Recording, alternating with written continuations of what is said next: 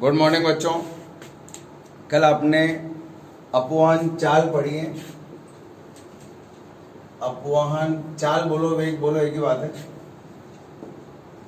VD. और एक पढ़ा है धारा का सूत्र आई।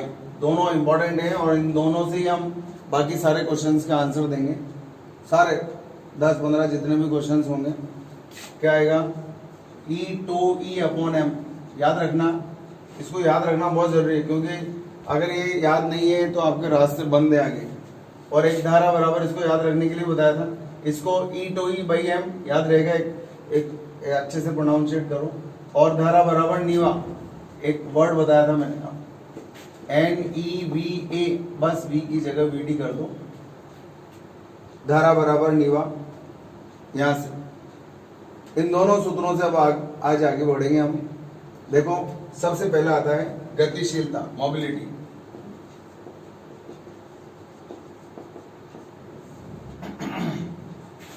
इसको हम म्यू से लिखेंगे गतिशीलता को।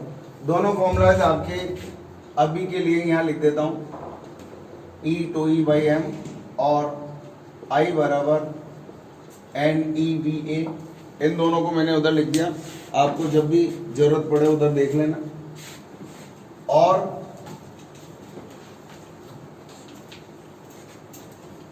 अब देखो गतिशीलता क्या है और इसको कैसे डिफाइन करेंगे। सबसे पहले ये जो अपवहन चाल है, अपवहन चाल का मान, VD का मान आरोपित विद्युत क्षेत्र की तीव्रता के समानुपाती होता है। VD प्रोपोर्शनल टू E होता है। जितना ज्यादा विद्युत क्षेत्र आरोपित होगा, अपवहन चाल का मान उतना ही ज्यादा होगा। तो VD प्रोपोर्शनल टू E होता है। और समानुपाती का चिन्ह हटा करके बराबर का लगाऊंगा तो यहाँ पर म्यू आ गया। इसी म्यू को हम बोलते हैं गतिशीलता। ये है भाई गतिशीलता। कोई छोटी छोटी सी परिभाषा है, बहुत छोटी छोटी सी।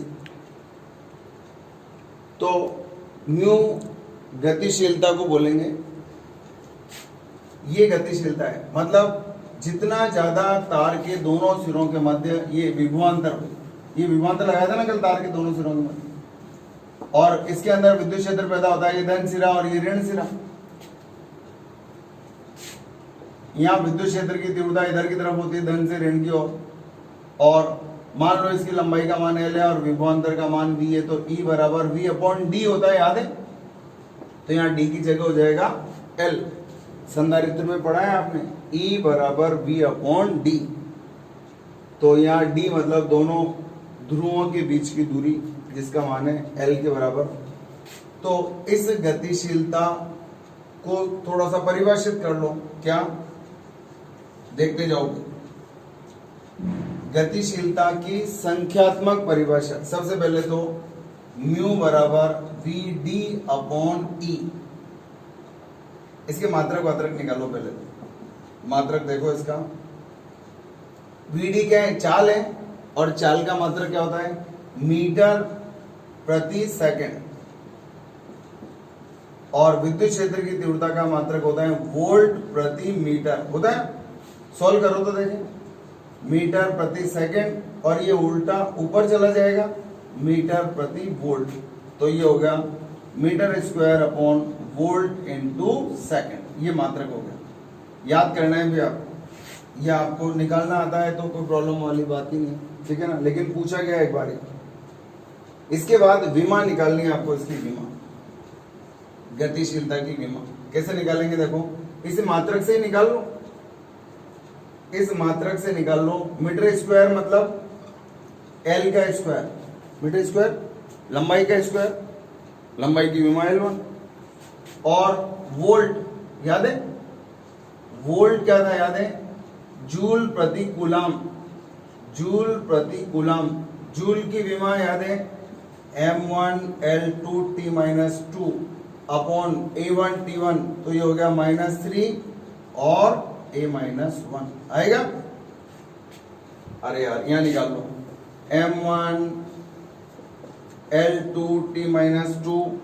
ये तो कार्य की विमा होगी, मतलब जूल को ऐसे लिख सकते हैं कूलम A1 T1, ये ऊपर जाएगा, ये भी ऊपर जाएगा, ये ऊपर जाएगा तो ये भी माइनस का, और ये ऊपर जाएगा तो ये भी माइनस का, तो T तो -3 हो गया, A -1 हो गया। और सेकंड काय का मात्रक होता है? सेकंड समय का, और समय की विमा होती है T1। क्या क्या हो गया देखो, बहुत आसान काम हो गया। मीटर स्क्वायर लंबाई का स्क्वायर L2 हो गया। वोल्ट विभवांतर का मात्रक, कार्य बटे आवेश, कार्य का मात्रक जूल, आवेश का मात्रक कूलम, जूल कार्य, कार्य की विमा M1 L2 T-2 और आवेश की विमा A1 T1, और ये समय है, समय की विमा ये आ गई। तो अब इसको सॉल्व कर लो, आपका आंसर तैयार है। क्या तैयार है? M-1। भाई साहब को ऊपर ले जाओ। L2 तो कट गया, कट गया तो बहुत बढ़िया है, ये तो 0 हो गया। अब देखो ये क्या बचा? T-3 इंटू T1, T का -2 ऊपर गया तो प्लस का 2 और A का 1, ये आएगा M-1 L0 T2 और A1 निकाल सकते हो ना? देखो चाल एक और तरीका है यहां से विमा निकालने का। देखो एक और तरीका कैसे, चूंकि म्यू बराबर VD अपॉन E, VD चाल की विमा L1 T-1 और विद्युत क्षेत्र की तीव्रता की विमा, विद्युत क्षेत्र की तीव्रता क्या होती है याद है? बल बटे आवेश, मतलब M1 L1 T-3 A-1। Solve करो इसको, क्या आया? M-1 L1 से L1 कट गया, L0 और इसको ऊपर ले जाऊंगा तो T2 और A1। कैसे भी निकाल सकते हो, देखो आपकी इच्छा है, कैसे मर्जी है, जैसे ये तरीका ज्यादा बढ़िया है यार। तो मैं इसको हटा दूं, कैसे? दोनों तरीके से निकाल लो, कैसे भी निकाल लो, जैसे मर्जी है ऐसे निकाल लो। ये विमा हो। अब इसके बाद आता है म्यू की निर्भरता। म्यू का मान किस किस बात पर निर्भर करता है? ये निर्भरता है कैसे, तो कैसे निकालूंगा निर्भरता?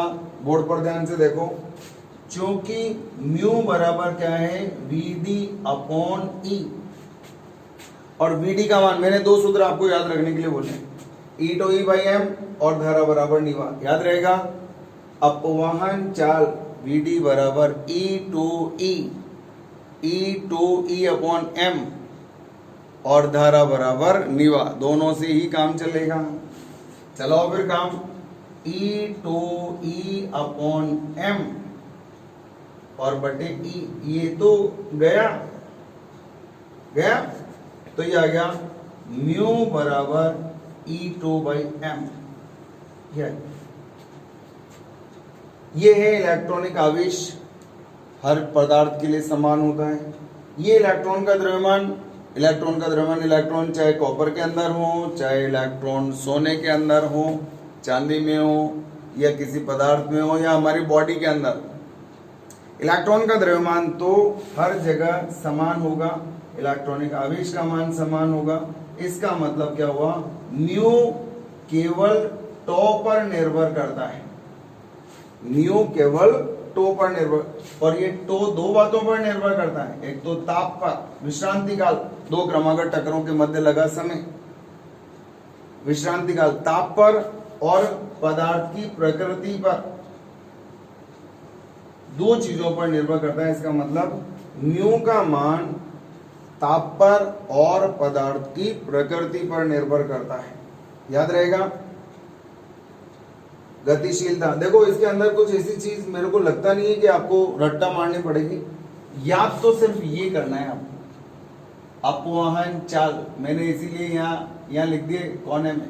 आप लोग भी आपके नोट्स बनाओ, नोट्स बना रहे हो ना, उसमें कोने में ऊपर लिख लेना, ये तो मुझे याद होना जरूरी है, चाहे कुछ भी हो जाए। E to E by M और I बराबर निवा, हर सूत्र का डेरिवेशन इन्हीं दोनों से करेंगे हम, तो ये दोनों आपको याद होना जरूरी है, ठीक है।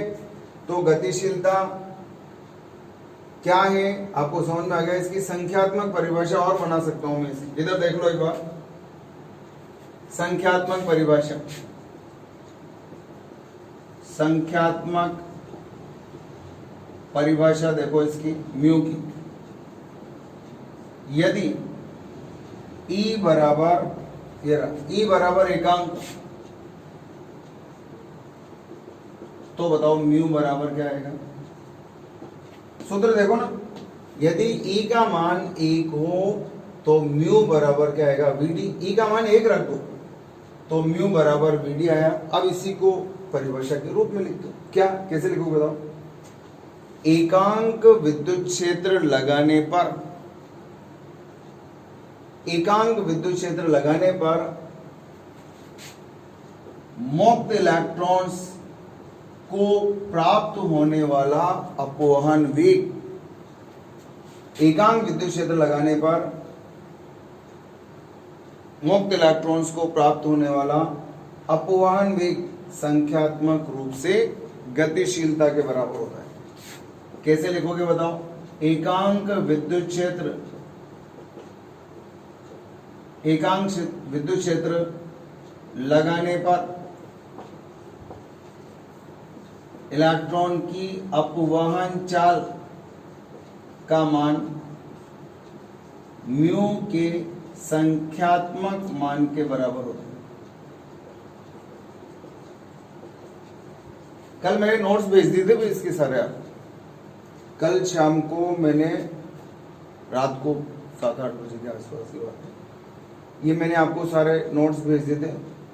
आसान सी चीजें, खुद भी पढ़ेंगे तो भी समझ में आ जाएगी, ज्यादा दिमाग लगाने की जरूरत नहीं। तो गतिशीलता के बारे में क्या क्या चीजें मालूम होना चाहिए? एक तो अपवहन चाल का मान विद्युत क्षेत्र की तीव्रता के समानुपाती होता है, VD प्रोपोर्शनल टू E। तो एक समानुपाती स्थिरांक लगा दिया म्यू, हो गया काम। ये गतिशीलता हो गया, इसका मात्रक और विमा काय पर निर्भर करता है? म्यू का मान ताप पर और पदार्थ की प्रकृति पर निर्भर करता है। ये एक बार और मिलेगा आपको पढ़ने को अर्धचालक वाले चैप्टर के अंदर। संख्यात्मक परिभाषा इसकी लिख ही सकते हैं, ठीक है? एक बार इसका स्क्रीनशॉट लो।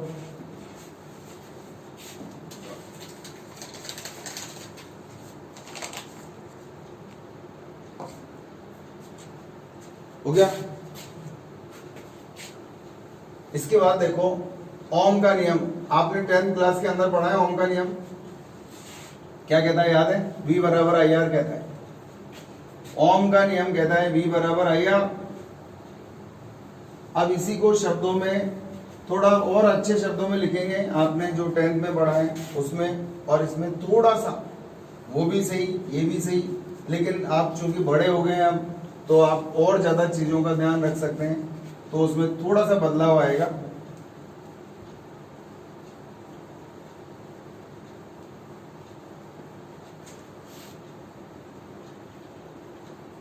बताओ गतिशीलता का मान किस किस पर निर्भर करता है?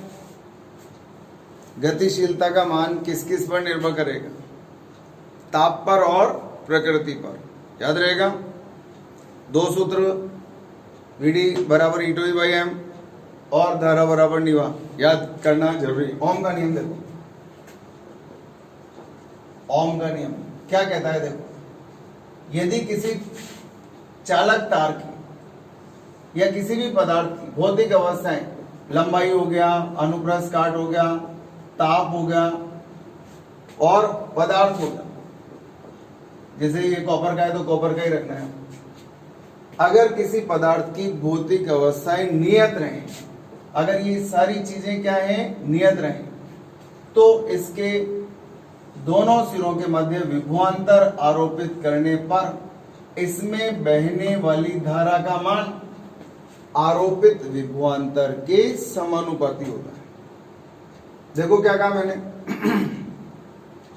यदि किसी पदार्थ की, ये पदार्थ है, यहां से लेकर यहां तक ये एक पदार्थ है, ये पदार्थ है।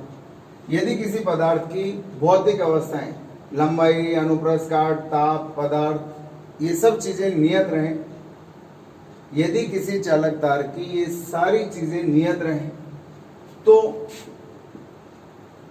इसके सिरों पर जब विभवांतर लगाया जाएगा तो इसमें बहने वाली धारा का मान आरोपित विभवांतर के समानुपाती होता है।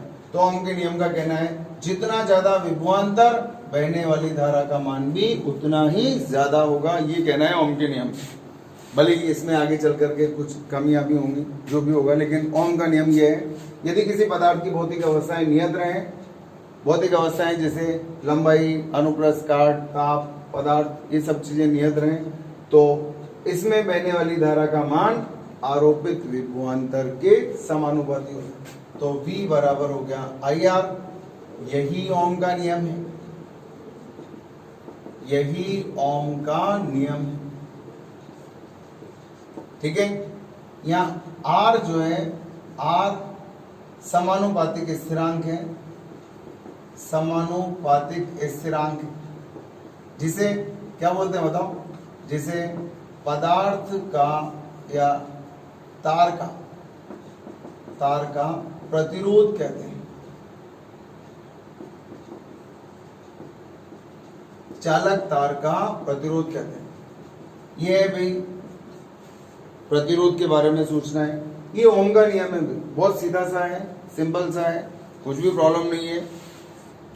ये कैसे आया ये भी हम बताएंगे अभी आपको। तो ओम का नियम बहुत आसान है, याद हो जाना चाहिए। यदि किसी चालक तार की भौतिक अवस्थाएं नियत रहें तो इसमें बहने वाली धारा का मान आरोपित विभवांतर के समानुपाती होता है, V प्रोपोर्शनल टू I।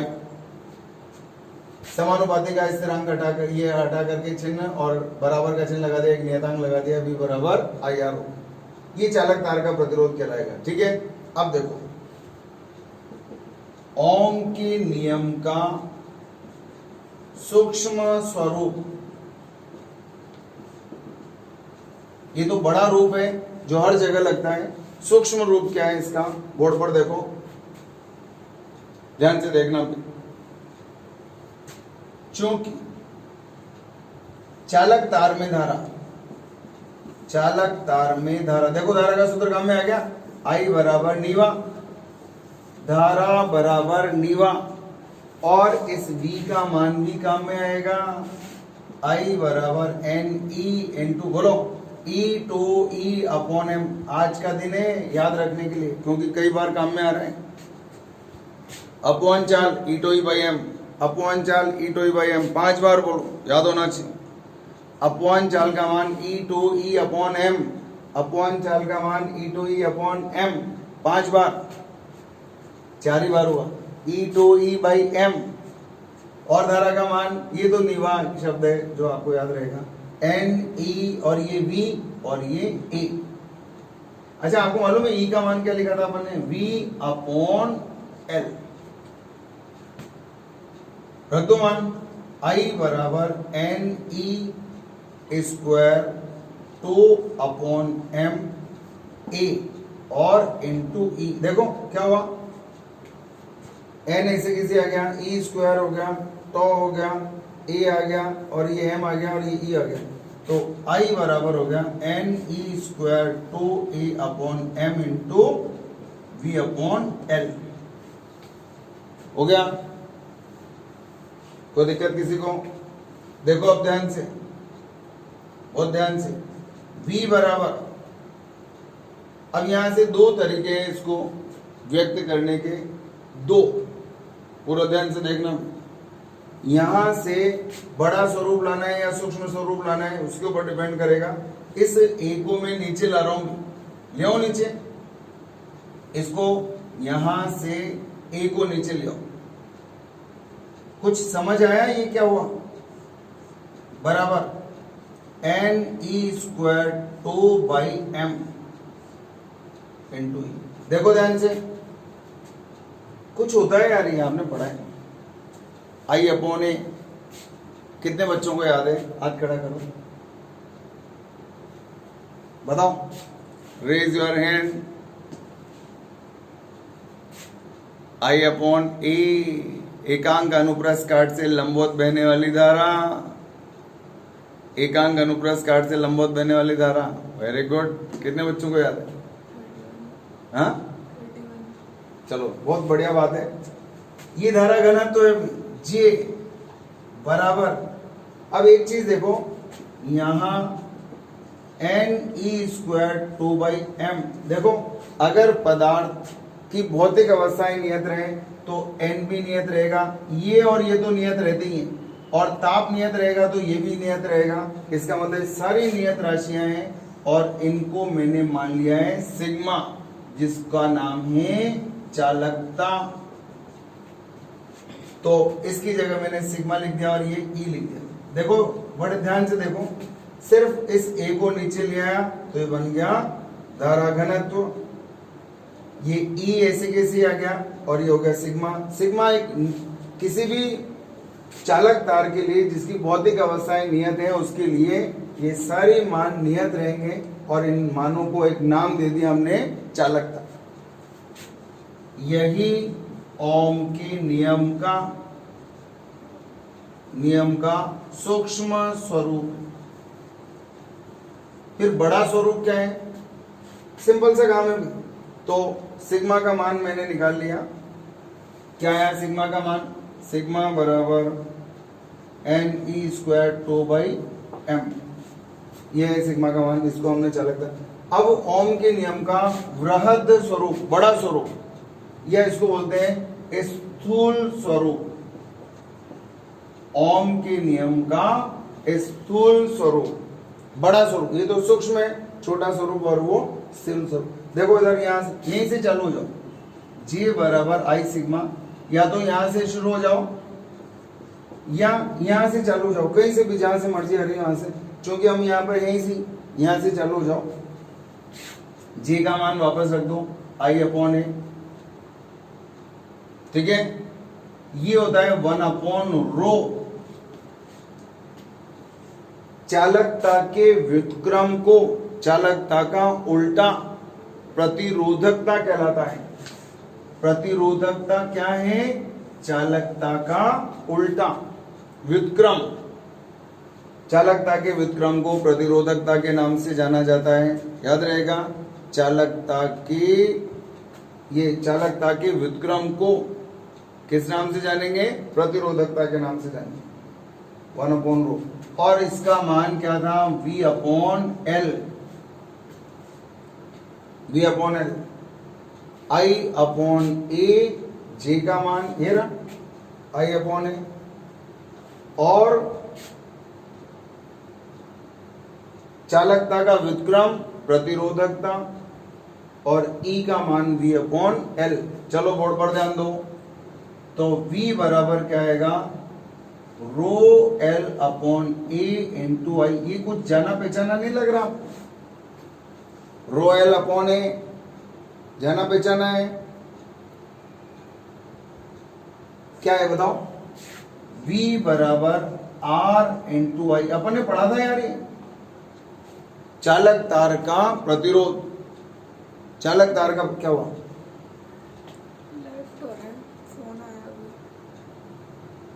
एक मिनट, ये वीडियो तो या नेटवर्क इशू चल रहा है भाई, 2-4 दिन से यहाँ भी चल रहा है, आपके यहाँ भी चल रहा होगा, लेकिन इसलिए मैं वीडियो पोस्ट कर देता हूँ फटाफट आप लोगों के लिए।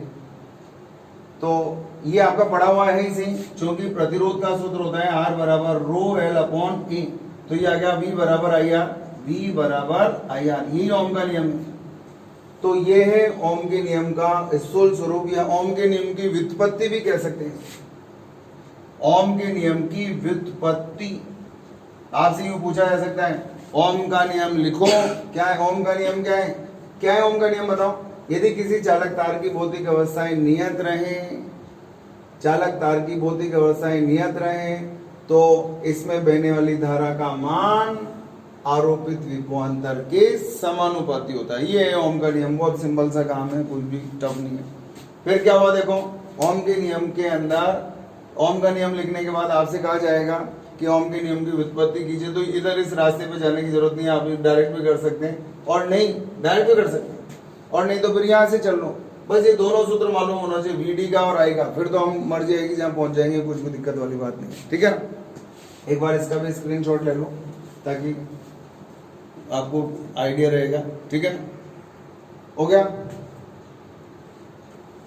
अब इसके बाद आता है छोटी छोटी सी चीजें हैं, 2-5 मिनट की चीजें हैं, बहुत आसान सी भी हैं एक बार लेकिन खुद से करना जरूरी है, फिर आपको लगेगा कि हाँ कुछ भी नहीं है इसके अंदर। जैसे ओम का नियम है, याद करना ही पड़ेगा।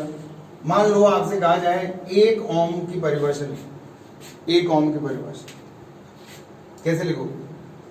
एक ओम की परिभाषा लिखनी है आपको। ओम के नियम का इस्तेमाल करूंगा, V बराबर IR का इस्तेमाल करूंगा ना। एक ओम की परिभाषा लिखनी है, बताओ क्या कैसे लिखोगे? यदि आरोपित विभवांतर 1 वोल्ट हो और बहने वाली धारा का मान भी 1 एम्पियर हो, तो बताओ आर बराबर क्या होगा? आर बराबर ये भी एक, तो आर बराबर भी क्या आएगा? 1। ये परिभाषा बन गया। अब शब्दों में बोलो इसको, सोचो थोड़ा सा, सोचो ना, बैठो मत। V बराबर 1 वोल्ट, I बराबर 1 ओम हो तो R बराबर 1 ओम। कैसे परिभाषित करोगे? यदि किसी चालक तार पर 1 वोल्ट विभवांतर लगाने पर, यदि किसी चालक तार के सिरों पर 1 वोल्ट विभवांतर लगाने पर उसमें बहने वाली धारा का मान 1 एम्पियर हो, तो उस चालक तार का प्रतिरोध 1 ओम के बराबर होगा। आएगा? एक बार और सुनो। V बराबर IR ओम का नियम है। अब आपसे कहा जाता है यदि V का मान भी 1 रख दो, I का मान भी 1 रख दो, तो R का मान कितना आएगा? 1 के बराबर। V क्या है? विभवांतर। I क्या है? धारा। तो R क्या है? चालक तार का प्रतिरोध। तो कैसे परिभाषित करेंगे? किसी चालक तार पर 1 वोल्ट विभवांतर आरोपित करने पर यदि उसमें बहने वाली धारा 1 एम्पियर हो, तो उस चालक तार का प्रतिरोध 1 ओम के बराबर होगा। तो ये है 1 ओम की परिभाषा। सिंपल सी बातें हैं। अब देखो, अब आपसे कहा जाता है कि ये जो प्रतिरोधकता आप बता रहे हैं, ये प्रतिरोधकता क्या है, किस किस बात पर निर्भर करती है, प्रतिरोधकता का मतलब क्या है, सूत्र क्या है और किस किस बात पर निर्भर करेगी, और आपको पता कैसे चला कि इस चीज पर निर्भर करेगी, वो चीजें देखो। प्रतिरोधकता क्या है? देखो, प्रतिरोधकता रेजिस्टिविटी। प्रतिरोधकता सामान्य जानकारियां हैं भी। रेजिस्टिविटी क्या है? सबसे पहले तो चालकता, अभी लिखा था आपने क्या? चालकता के व्युत्क्रम को, चालकता के व्युत्क्रम को क्या बोलते हैं? प्रतिरोधकता। मतलब रो बराबर क्या होता है? 1/σ। चालकता के व्युत्क्रम को प्रतिरोधकता कहा जाता है। तो आपको मालूम है सिग्मा बराबर क्या था? वो NE² टॉ अपॉन M। अतः प्रतिरोधकता का सूत्र आ गया। अतः प्रतिरोधकता, बोलो, रो बराबर उल्टा कर दो, M/NE² टू। प्रतिरोधकता रो बराबर M/NE² टू। देखो, द्रव्यमान, हर द्रव्यमान और E, इलेक्ट्रॉन का द्रव्यमान और E का मान तो हर पदार्थ के लिए एक समान होता है। इसका मतलब रो का मान n एकांक आयतन में मुक्त इलेक्ट्रॉन्स की संख्या और विश्रांति काल, तो दो चीजों पर निर्भर करता है। रो की निर्भरता, रो की निर्भरता किस किस पर? स्मॉल n और टॉ। एकांक आयतन में मुक्त इलेक्ट्रॉन्स की संख्या और विश्रांति काल, दो चीजों पर निर्भर करता है। और ये ताप पर और पदार्थ की प्रकृति पर, दो चीजों पर निर्भर करता है। अर्थात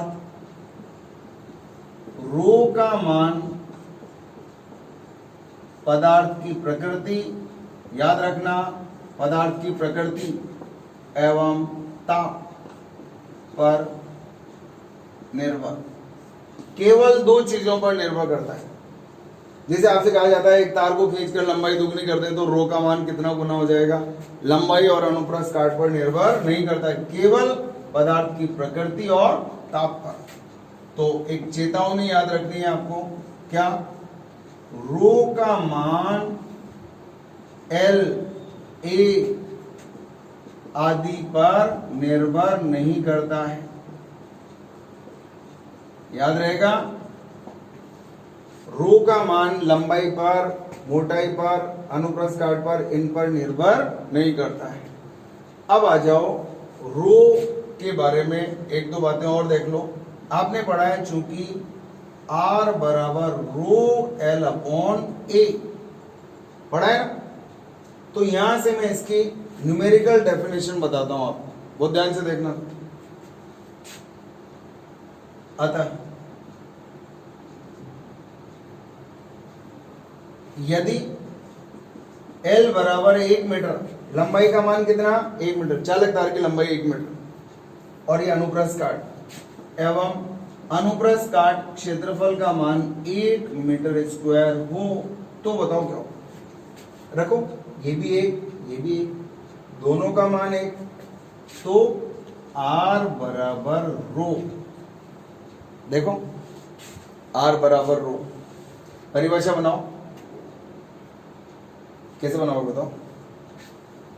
एकांक लंबाई, ऐसा तार जिसकी लंबाई एकांक हो, एकांक लंबाई, मान लो ये तार की लंबाई है, तार की लंबाई कितनी है? एकांक, L का मान 1, इसका अनुप्रस्थ काट भी कितना है? एकांक, ये अनुप्रस्थ काट क्षेत्रफल भी एकांक, लंबाई भी एकांक, अनुप्रस्थ काट क्षेत्रफल भी एकांक हो, तो इस चालक तार का प्रतिरोध इसकी प्रतिरोध तापीय गुणांक के बराबर होता है। बात समझ में आई? क्या समझ में आई बात? एकांक लंबाई, अगर इसकी लंबाई का मान 1 हो, एकांक लंबाई और एकांक अनुप्रस्थ काट, इस अनुप्रस्थ काट का क्षेत्रफल कितना हो? 1, एकांक अनुप्रस्थ काट और लंबाई का मान भी एकांक, तो इसका जो प्रतिरोध आएगा वो प्रतिरोध तापीय गुणांक के बराबर होगा। R बराबर रो। कोई दिक्कत?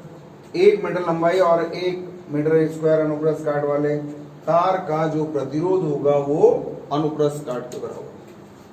और देखो, रो का मात्रक निकालूंगा, बताओ रो बराबर क्या आएगा? R A upon L।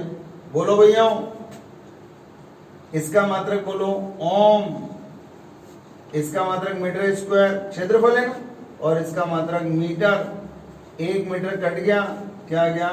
Om into metre. याद रहेगा? प्रतिरोधकता का मान किस किस पर निर्भर करता है? दिमाग दौड़ाओ, देखो मां, प्रतिरोधकता का मान प्रकृति और ताप, दो चीजों पर निर्भर करता है और किसी भी चीज पर निर्भर नहीं करता है। मात्रक निकालना है इसका ओम, ये मीटर स्क्वायर, ये मीटर कट गया, ओम इंटू मीटर। अगर विमा लिखनी हो तो आराम से, बहुत आराम से, रो की विमा, ओम प्रतिरोध। अब आपको प्रतिरोध की विमा कहाँ याद होगी? याद है क्या? नहीं है, कोई बात नहीं है। रो बराबर, अरे बहुत सीधी सीधी सी चीजें हैं। रो बराबर, यहां से निकालोगे, यहां से, मेरे मर्जी है कि यहां से निकालूंगा, हाँ वहां से आसान है, वैसे यहां से निकालो, लेकिन आपको अभी वहां बहुत सारी चीजें करोगे वहां से। चलो दो तरीके बताता हूं आपको। पहले तो अपना पुराना ट्रेडिशनल मेथड जो बटलोडी है ना, देखो कैसे निकालेंगे। आर की विमा निकालिए। आर बराबर क्या होता है? V upon I. वी विभवांतर कार्यपटी आवेश से निकालते हैं तो M1 L2 T-3 A-1, और I की A-1 और आएगी तो ये A-2। ये हो गया प्रतिरोध की विमा। कितनी? M1 L2 T-3 A-2, ये तो प्रतिरोध की होगी। इनटू इसकी बताओ, अरे ये रहा ना प्रतिरोध की विमा, ये लिख दी, और एक एल की विमा और लिख दी। तो ये क्या हो गया m1 L3 T-3 A-2। वैसे इसी से ही निकालना आना चाहिए, ये सूत्र पता नहीं याद रहे नहीं रहे आपको, लेकिन मैं आपको तरीका तो बता दूं दूसरा। तरीका बहुत शानदार है, इसलिए देखो यहां से रो बराबर क्या है m/n(e²2), ठीक है। पहचानो ये क्या है, द्रव्यमान है, द्रव्यमान की विमा m1। ये एकांक आयतन में मुक्त इलेक्ट्रॉन्स की संख्या है, तो ये आ गया 1/L3। ये आवेश है, आवेश का स्क्वायर A1 T1 का स्क्वायर, और ये समय है, समय। अरे तो क्या है, विश्रांति काल, दो क्रमागत टक्करों के मध्य लगा हो सा समय। अगर आपको जानकारी मस्त शानदार, आराम से काम कर। देखो देखो देखो क्या आता है, देखिए इससे m1 ये ऊपर चल गया L3, बताओ, और T2 और T1 क्या हो गया T3, माइनस का आएगा लेकिन ऊपर जाएगा, और ये भी माइनस का 1। ये माइनस का 2 कैसा आ रहा है, अरे स्क्वायर करेंगे ना, माइनस का 2 तो आएगा। ये देखो एकांक आयतन में मुक्त इलेक्ट्रॉन्स की संख्या मतलब 1/L3। अरे मात्रा से निकाल लो यार, ये ई स्क्वायर है, कूलम का स्क्वायर, कूलम का स्क्वायर, कूलम मतलब A1 T1 स्क्वायर कर दो।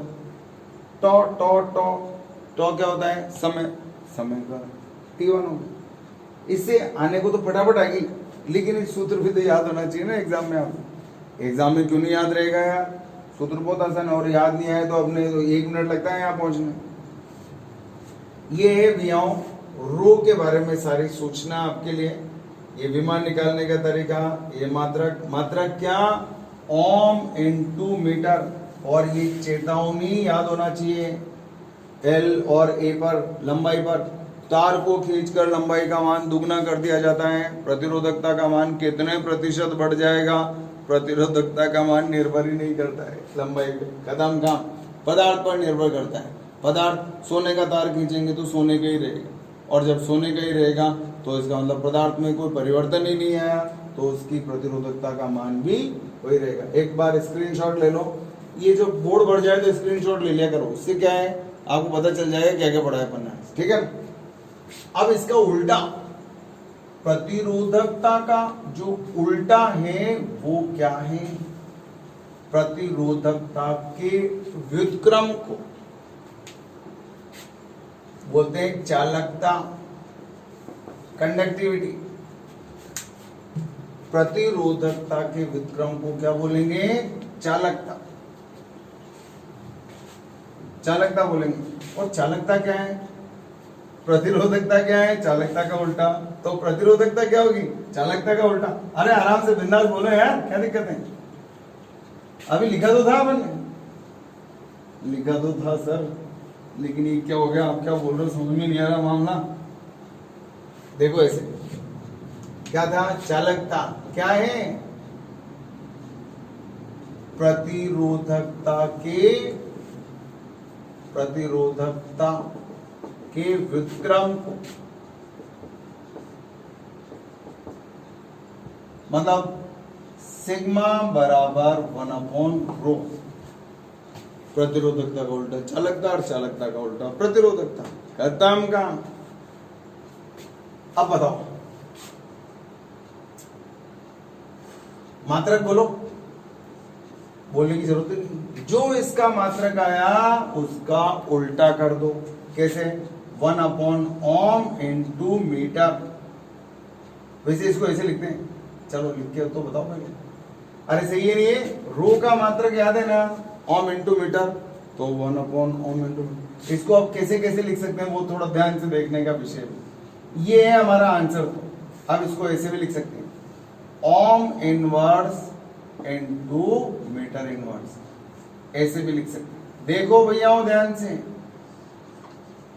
लिख सकते हैं, इसको ऐसे भी लिख सकते हैं, ओम इनवर्स × मीटर इनवर्स। चालकता के जो मात्रक हैं उनको लिखने का थोड़ा अंदाज हमारा अलग अलग है, अलग अलग बुक्स में अलग अलग है। कहीं ऐसा लिखा है ओम इनवर्स और मीटर इनवर्स, कई जगह पे तो इसको ओम इनवर्स है तो MHO लिख दिया, MHO इंटू मीटर इनवर्स। अब मीटर को तो कर नहीं सकते थे ना, ओम को तो MHO, महो MHO, अरे इसके इनवर्स कर दो ना, तो भाई लोगों ने यूं कर दिया, चलो ठीक। इस महो को एक और नाम से जाना जाता है, सीमेंस इनटू मीटर इनवर्स। महो को, ओम इनवर्स को सीमेंस भी बोलते हैं।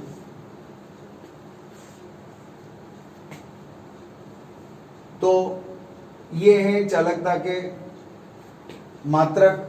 चालकता की विमा लिखनी हो तो उल्टा कर दो, प्रतिरोधकता की विमा को, सारी विमाओं को वापस इनवर्स कर दो, आएगा। या यहां से निकाल लो यार विमा, कैसे? सिग्मा बराबर n into E square 2/m, यहां से निकालो, एक ही बात है। चलो बताओ, एकांक आयतन में मुक्त इलेक्ट्रॉन्स की संख्या का L 1/L3, एकांक आयतन मतलब आयतन नीचे आएगा, और ये A1 T1 का स्क्वायर, टॉ समय और M1, बताओ इसको ऊपर ले जाओ, M-1, बोलो यार, M-1, इसको भी ऊपर ले जाओ, L-3, T1 स्क्वायर करा तो T2, और ये T1 क्या हो गया T3, A1 का स्क्वायर करा तो A2। वैसे तो हम उसका उल्टा ही कर देते तो ज्यादा बढ़िया था, कोई बात नहीं, चलेगा। अब एक चेतावनी और ध्यान देनी है। अक्सर लोग गलती करते हैं, क्या? इधर देखो, 1/ρ बराबर क्या होता है? सिग्मा। 1/ρ बराबर सिग्मा, इसको क्या बोलते हैं? चालकता। 1/ρ बराबर सिग्मा चालकता बोलते हैं, प्रतिरोधकता का उल्टा चालकता। ठीक है, या इसको शब्दों में लिखूं, चालकता बराबर 1/, प्रतिरोधकता, लेकिन प्रतिरोध का जो उल्टा होता है इसको बोलते हैं प्रतिरोध का उल्टा। ये क्या है? प्रतिरोधकता। प्रतिरोधकता का उल्टा चालकता, लेकिन प्रतिरोध का व्युत्क्रम कंडक्टेंस कहलाता है, इसको बोलते हैं चालकत्व। चालकत्व बराबर 1/, प्रतिरोध। कुछ भाई लोग इसको ही चालकता बोलने लग जाते हैं, प्रतिरोध का उल्टा कंडक्टिविटी बताते हैं, कंडक्टेंस। चालकत्व कहलाएगा। प्रतिरोधकता के व्युत्क्रम को तो चालकता, और प्रतिरोध के व्युत्क्रम को चालकत्व के नाम से जाने।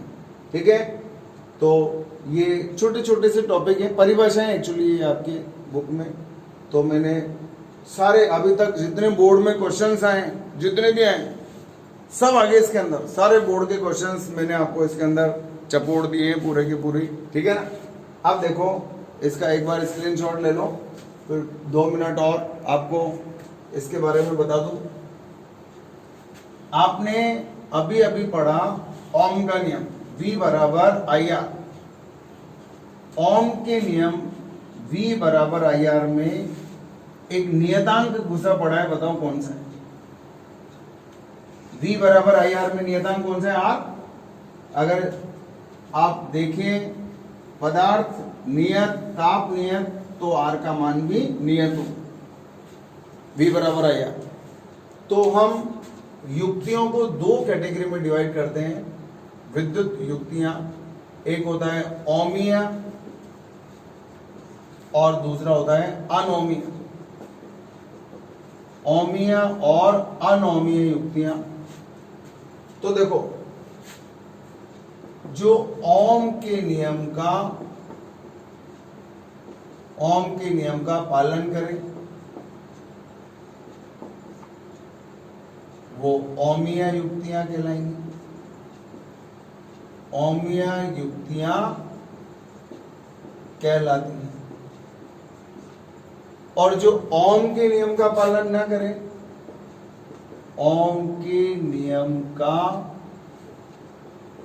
पालन ना करें, तो हम उनको क्या बोलेंगे? अनोमीय युक्ति। मतलब कहने का क्या है, जिनके लिए v प्रोपोर्शनल टू I हो वो क्या कहलाएगा? ओमीय युक्तियां कहलाएंगी। और यदि v not proportional to I हो तो ये इसका मतलब वो क्या है? अनओमीय है। अरे ये ओम का नियम है ना, जिन युक्तियों के लिए ओम के नियम की पालना होती है वो ओमीय और पालना नहीं होती तो नॉन ओमीय, नॉन ओमिक, अनोमीय। वे युक्तियां जो ओम के नियम का पालन करती हैं ओमीय युक्तियां कहलाती हैं, और जो ओम के नियम का पालन नहीं करती उनको अनोमीय कहते हैं।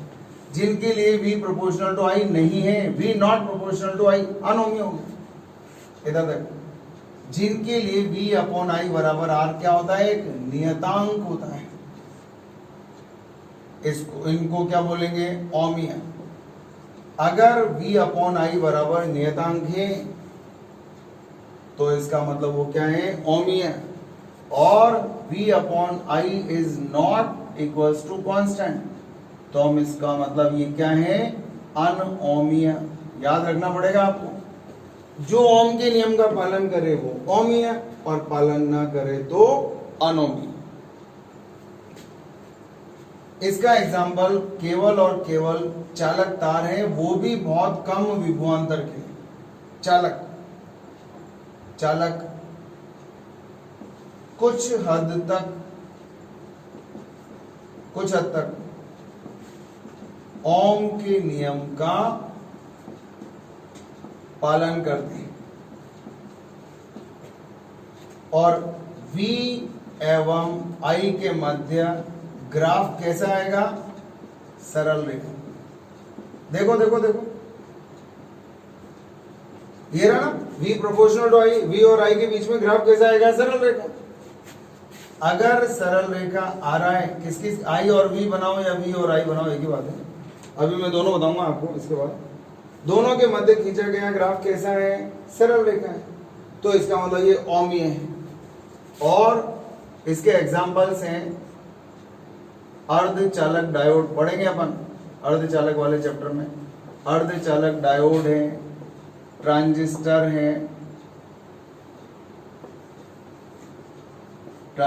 है, विद्युत अपघटनी द्रव है, विद्युत अपघटन की क्रिया, टॉर्च बल्ब है। इन सब में जो ग्राफ आता है VI जो वक्र होता है, VI वक्र अरेखीय होता है, रेखा के रूप में नहीं होता, अरेखीय अर्थात वक्रीय होता है। ध्यान से देखो, अगर V और I के बीच में ग्राफ सरल रेखा आ गया, एक ही चीज को इतने तरीके से, केवल एक लाइन है, जो ओम के नियम का पालन करे वो ओमीय, नहीं करे तो अनोमीय। सरल रेखा आ रहा है, इसका मतलब V प्रोपोर्शनल टू I है, और V प्रोपोर्शनल टू I है, इसका मतलब ओमीय है। सरल रेखा नहीं आ रहा है, इसका मतलब V not proportional to I है, इसका मतलब अनोमीय। बात सुनना ही। अब इसमें बहुत सारी चीजें हैं। टॉर्च बल्ब के लिए I और V के बीच में ग्राफ बनाएंगे तो ये ग्राफ ऐसा आता है टॉर्च बल्ब के लिए। और अगर डायोड के लिए बनाएंगे, ये तो पढ़ेंगे भी सी, आगे आएगा आपके चैप्टर में, ये इस तरह से चरघातांकी वक्र आता है, ये डायोड के लिए होता है, अर्धचालक डायोड के लिए। और विद्युत अपघटनी द्रव के लिए ऐसा आता है I और V वक्र। तो हम यहाँ ये बताना चाहते हैं कि I और V के मध्य ग्राफ सरल रेखा नहीं है, इसका मतलब I not proportional to V, I not proportional to V, I not proportional to V। इसका मतलब यहाँ कहीं भी ओम के नियम का पालन नहीं होता। हमारा ये बताने का मकसद सिर्फ ये है कि जो ओम के नियम का पालन करे, जो ओम के नियम का पालन करे वो ओमी है, और जो पालन न करे वो अनोमी। हम सिर्फ इतना सा कहना चाहते हैं। भाषण में एक बार इसका भी स्क्रीनशॉट ले लो। हो गया। अब इसके एक दो क्वेश्चंस जो आपके